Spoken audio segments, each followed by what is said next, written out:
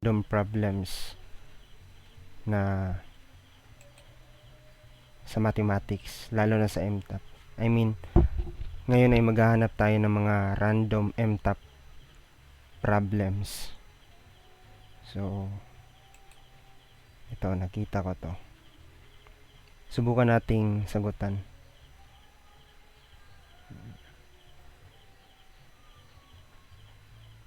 Try natin to. Itong pinaka number 26. Okay. Ang gagawin natin is kukunin natin tong okay. So, solution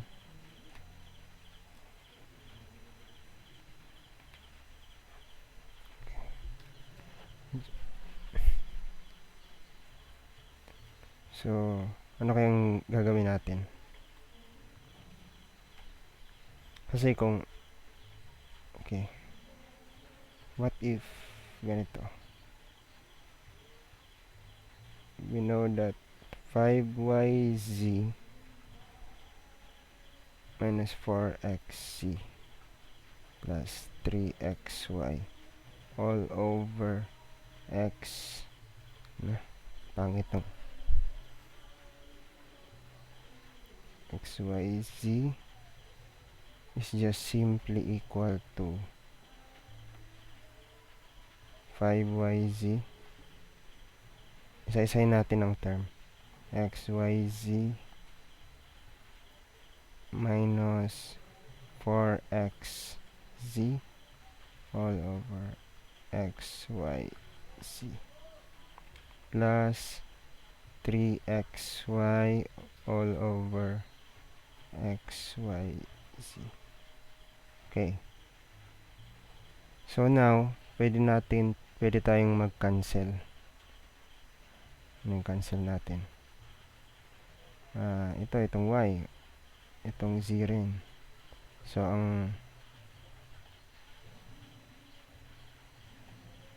ito ang maiiwan. Minus 4xz, makancel ito, z over z is equal to 1. And at the same time, x over x is equal to 1. So, pwede na siya makancel. So, 4 over y yung natira. Habang dito, makancel ito. Ito rin makacancel. So, ang matitira is 3 over z. And then,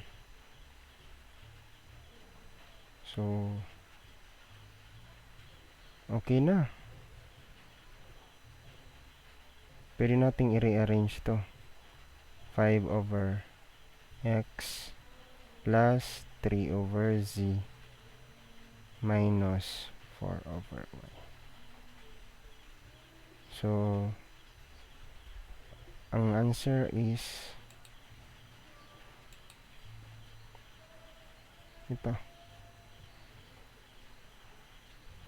You need to subtract by 4 over y. So, pag doubtful kayo sa answer nyo, pwede nyo rin namang isang i-check. So, let's check.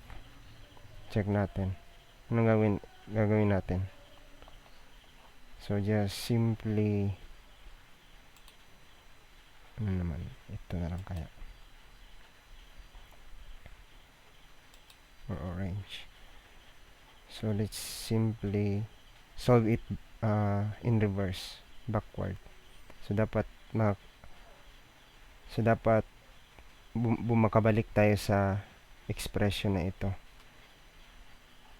So it becomes 5 over x plus 3 over z minus 4y. So just simply equal to, get the LCD. The LCD of x, z, and y is just x, y, and z. So, multiplication ang operation sa tatlong variable nito. It means na x times y times z. So, ito, i-divide natin by this one. So, magiging x, y, z divided by x is y, z na lang. I-times natin sa 5. So, magiging 5 y z. Then, plus xyz divided by z, xy times 3xy.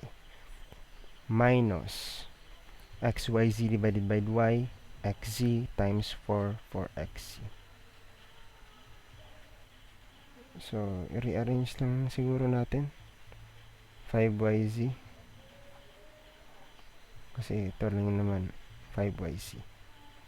Then, minus 4xz. So, kibali itong term na to, nilagay natin dito. So, kasama yung kanyang sign. Then, plus 3xy. Pasensya na medyo naninibago ako sa ano ko. Kabibili ko lang kasi nito. xy. Ay do. X, Y, and Z. So, the same siya. Pareho sila. So, the answer is ito.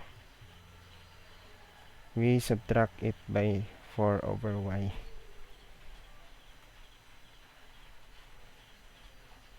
So, yun lang. Hanap naman ulit tayo ng problem.